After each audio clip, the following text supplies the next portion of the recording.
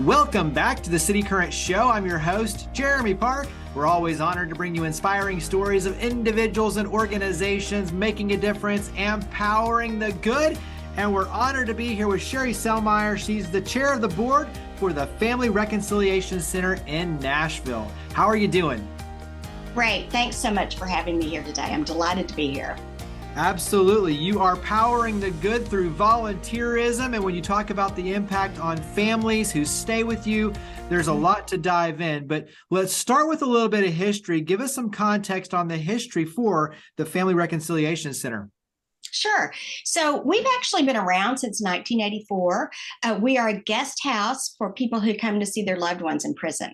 So we're like the Ronald McDonald House of the prison. So Ronald McDonald House provides a place for people who come to see their children in the hospital. We provide a place for families and friends who come to see their loved ones at Riverbend, the women's prison, DeBerry, and local jails.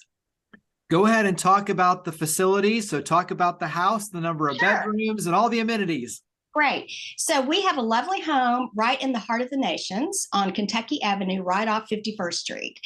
And we have 5 bedrooms and also a little cottage out back. Sometimes we have longer term visitors who might come for as much as 2 weeks. So they might want to stay in the cottage to have a little more privacy. Our guests, a lot of them come from West Tennessee and East Tennessee because, of course, it's really too far to just drive in for the day and come back. But we also get a lot of folks from out of state, from places like Detroit and Philadelphia and Ohio, who have loved ones who are incarcerated here in Nashville.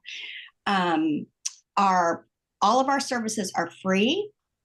We have a live-in house manager who lives there in exchange for free rent. And because that person feels a sense of mission about what we do, we have no paid staff. We are all volunteer run. So we take reservations online, we take reservations by phone, and we try to fill up the rooms as much as possible, mostly on the weekends, because that's when people have time off to visit their loved ones. Our max capacity is around 15 people. We typically have several families per weekend. Sometimes they come during the week for parole hearings or if their loved one's being released. So they tend to stay a couple of days. They have a very nice room to stay in. We provide amenities like coffee and snacks. We have a nice Saturday night dinner. Often that's provided by volunteers. We just have a really nice house in excellent shape, thanks to all of the work of our board and all of the grant money we've gotten to help improve the house. I think the Powered by Volunteers is an important piece of the storyline. And when you talk about then how you're able to pour into the house and keeping it in tip-top shape and then the families, I think that speaks volumes for the mission, obviously, and everybody's passion behind the mission. Talk about the impact on the families, because you mentioned obviously they're coming in and they're reserving online or calling, and we'll talk about some of those logistics, but talk about what this means to the families. It's just so important for them to have a connection with their loved ones. We always say that everything about having somebody in your family in prison is hard. Going to visit, going through all the restrictions you have to go through to get into the prison, to reserve a visitation time, taking time off from work. Just being in that position to where not everybody in your community, maybe even in your church community, understands what you're going through. So this is we try to be the one thing for these families and friends that is not difficult about visiting prisons. They know they can come to our house. They have a wonderful, warm, well-maintained house. They can have fellowship with other visitors if they would like, or privacy if they would like. We have a lovely front porch where they can hang out, but also a really nice backyard. So we try to be a place of oasis. And as far as the people who are incarcerated themselves, the people on the inside, there are numerous studies that show that people who are incarcerated, who can keep contact with the people who care about them, have a much better time of making it out in the world when they are paroled. And the truth is, most of the incarcerated people are eventually paroled. So that's just really important for them to have that connection. You definitely don't have to name names, but give us a story that kind of illustrates this impact in terms of the families, the connection, and obviously the power that kind of goes with that in terms of them coming out, but maintaining that family unit. Sure, absolutely. So we had a lovely family a few years ago. The mom was, they were from East Tennessee, I think around Johnson City. There was a mom who was at the women's prison, and her husband and the granddaughter she was raising, who was around 8 or 9, and then her son, who was a young adult, they came pretty much every weekend. And they had a 5 hour drive to make that happen. But they were so loyal about doing that. And that meant so much to the woman, to Patty, and helped her get through her several years of incarceration. And she was so grateful that when she was paroled, the first thing she wanted to do, instead of just going straight home to East Tennessee, is she wanted to spend a night with us and cook a dinner for our guests. And that was just such a wonderful thing. Wow. On the other hand, we have families whose loved ones are never going to get out, who have a life sentence. Some of them suffer from mental illness. So that is tough all around for everybody in the family. We've had a couple come from Memphis for many, many years to see their son at DeBerry. And that's also very important. And they've not only kept a relationship with their son and shown him love and support, but they've also done that with other folks at DeBerry who maybe don't have family members visit them. They send Christmas cards. They let other families know about our services. So there's many of those. We have a woman who comes from Philadelphia whose partner is on death row. She comes twice a year. We've even have a group from the United Kingdom who comes. It's interesting. They're part of an organization that corresponds with Americans who are on death row. And so they have come a number of times over the years. Most recently, they came because a person they had been corresponding with had an execution date and they wanted to visit him beforehand. So we really get a wide variety, and we get grandparents, parents, kids, aunts, uncles, partners, wives, husbands, just a real mix. Yeah, and all of them have a story that is powerful Mm-hmm. in terms of just like you're sharing. So talk about how you mentioned people can reserve online, they can call, but talk about the logistics of managing the bedrooms and the families and all the moving pieces.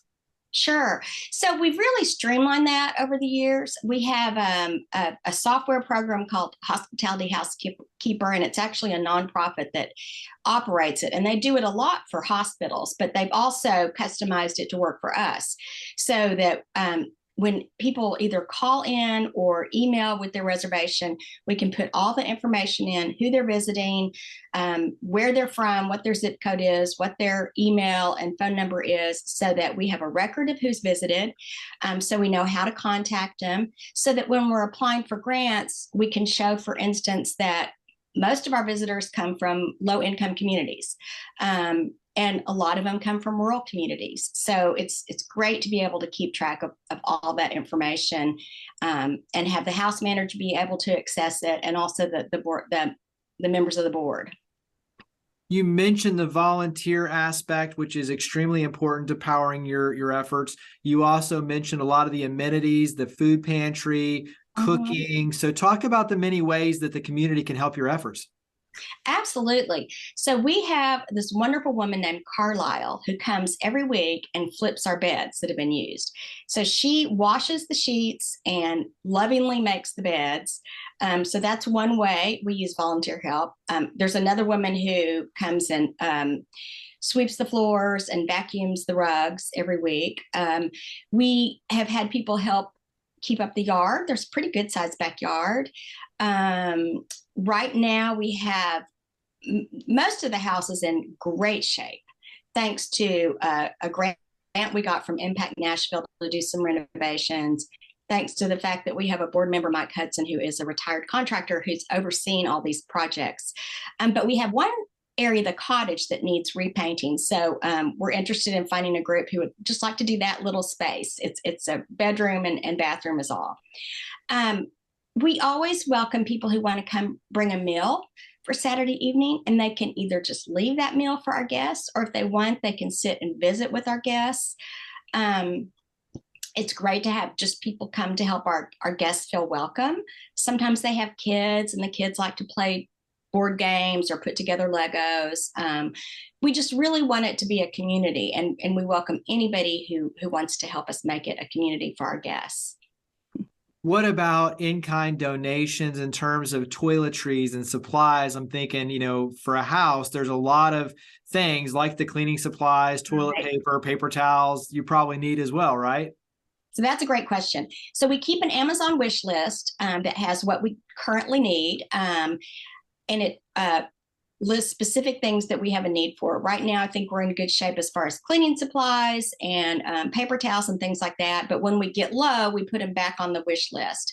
And that's helped us replace things that need replacing, like worn out bedding or things that we need in the kitchen. So that's one way. And also just people donating their time. That's great. For you on the mission side, talk about what motivates and inspires you when you talk about for your personal engagement. What does that look like for you? So I think I always say before I started volunteering with the Family Reconciliation Center, I knew that there were a lot of problems in the prison system, that there were a lot of problems with recidivism, with people getting out of jail and going back. But I hadn't thought about the families. But a friend of mine knew I had some time and asked me to be on the board. And he was an attorney who represented folks who were on death row. And that's when I got to know the families. And I realized how badly this service was needed. And as I've been on the board the past, I guess it's been 5 or 6 years now, the price of hotels in Nashville has just gone up and up and up. And even for a very modest hotel, it can be too much, more than people can afford to pay. So I realized the need for the families, how that saves them a lot of expense, but even more than that, how they need that sense of community, how they need a place that's welcoming, and they need to be with other people who are in the same boat as them. And I've just gotten to know some really, really lovely people. And one of our newest guests is a grandmother from East Tennessee who is raising her two grandchildren, who are, I think, 12 and 8, something like that. Just a delightful family. Another relatively new visitor is a retired educator from Arkansas whose son is at DeBerry, and they've just been lovely people who are incredibly grateful for what we offer them, and are just, very thoughtful, loving people. And I think what you're talking about is you're humanizing it, right? So in other words, prior you thought about it, but you were a little removed from it. It wasn't personal. And all of a sudden you get to know the families, you get to know their story, the empathy, the respect, the appreciation for who they are and what they're going through as a family. I think it opens up your eyes, but it also too, it opens up your heart to realize, wow, look at these amazing individuals who we have a chance to work with and serve and help in this very unique way. So carry that into what would your words of encouragement be for others in the community who are looking for ways to be able to play a role? What would you say to them?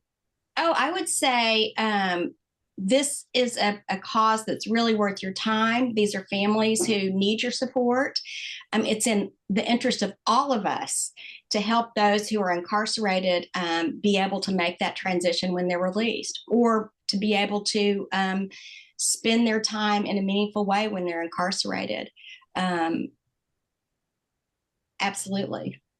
What would you say? Give us maybe a tip, some recommendations. When you talk about other cities, other communities, looking at this as a model and saying, wow, we could do something similar in our area.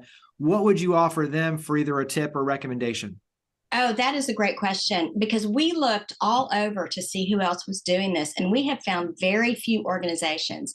I know in West Virginia, there's a pretty big facility that provides free lodging for folks who come to see the federal prison there. I believe in Texas, there's several places. And they may be specifically for the families of death row inmates. I believe in North Carolina, there's a place, but there are no others like us. And in Tennessee, and I think there's really very few across the country. And the other organizations that do this have been very generous in sharing their information with us. And we are happy to let people know how we operate our house, how we do it with volunteers, what our budget is. Our budget is about $50,000 a year, and most of that's to pay for our mortgage, our utilities, our insurance, the supplies that we need for the house. So it all goes directly to the mission. And yes, we'd love to see more houses like ours, because we think it's a really, really good model for the families who are going through this. I agree. We'll wrap up with website and other contact information. So where do we go to learn more and get involved? So our website is at familyreconciliationcenter.org. It has information about how to make a reservation, how to volunteer, how to give money. You can see photos of our house, our guest house. You can also read our blog. So that has everything about us. Our phone number is 615-513-8042. And one more thing I forgot to mention, we recently had an open house, and we were fortunate enough to be able to share the artwork of prisoners at Riverbend. So there's some wonderful pieces that are hanging all over the house right now. Some of them are paintings, some of them are pencil drawings, some of them are kind of mixed media, and it's just really nice. And we have a little description of who the artist is, and we'd love for people to see that. If you want to come by the house just to see the art, just let me know. I'd be happy to meet you there. I love it. Well, make sure everyone check them out. The website again is familyreconciliationcenter.org. So familyreconciliationcenter.org is the website. Sheri, thank you for all you and your amazing team do. Thank you for coming on the show. Thank you so much. Appreciate it.